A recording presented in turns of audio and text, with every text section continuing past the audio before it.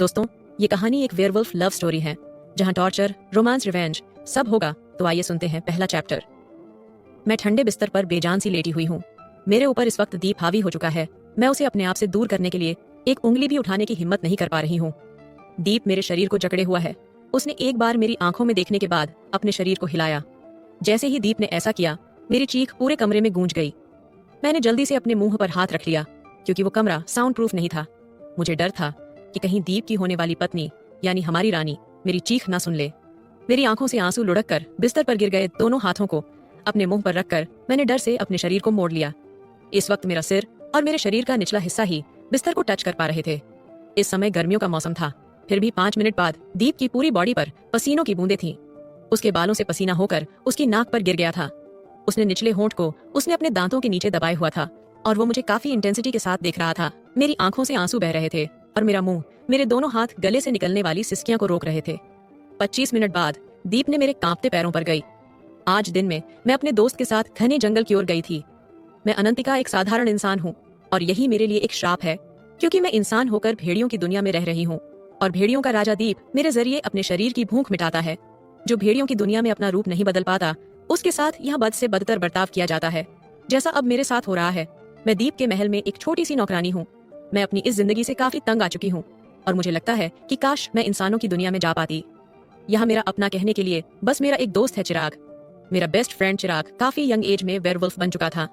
बस एक वही था जो कभी मेरी डिसरिस्पेक्ट नहीं करता था। वो मुझे अपनी पीठ पर बैठाकर जंगल लेकर गया था। एक सुंदर से फूल के पास जाकर उसने सुंदर फूलों को तोड़कर मेरे हाथ में दिया। मैं उन फूलों को देखकर फूलों को चिराग के ऊपर बरसाने लगी। चिराग ने एक एक फूल को उठाया और न जाने उनको जोड़कर कैसे उसने मेरे बालों के लिए एक सुंदर सा हेयर बैंड बनाया।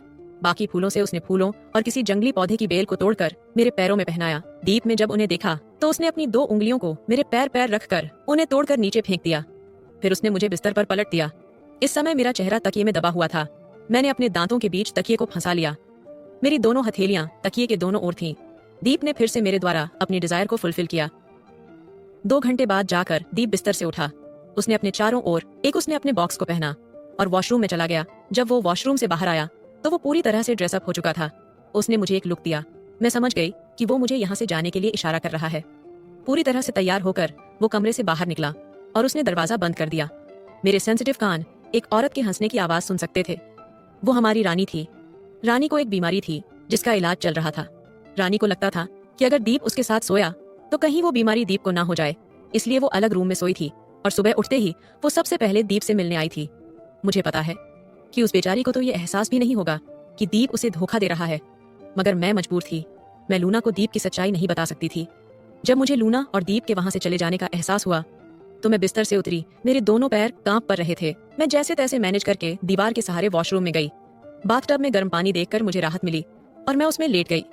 लेटते ही मुझे नींद आने लगी, मगर मैं वहां नहीं सो सकती थी, इसलिए अपने गाल को थपथपाने के बाद मैंने जल्दी से शावर लेकर कपड़े ढूंढे, मगर वहां मेरे लिए कोई कपड़े नहीं थे। इसलिए मैंने दीप की शर्ट को पहना जो कि लगभग मेरे घुटनों तक आ रही थी।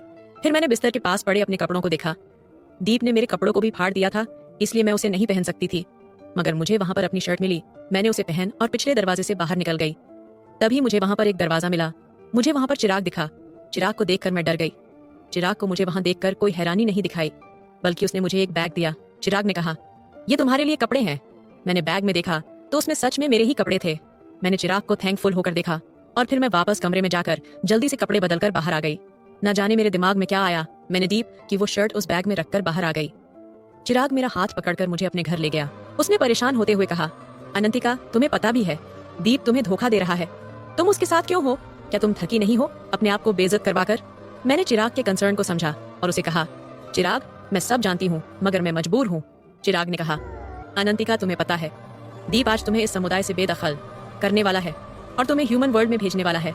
दोस्तों, कैसा लगा आपको ये चैप्टर? कमेंट और लाइक करके बताइएगा जरूर, और चैनल को तो जरूर सब्सक्राइब करिएगा प्लीज। और मिलते हैं अगले भाग में।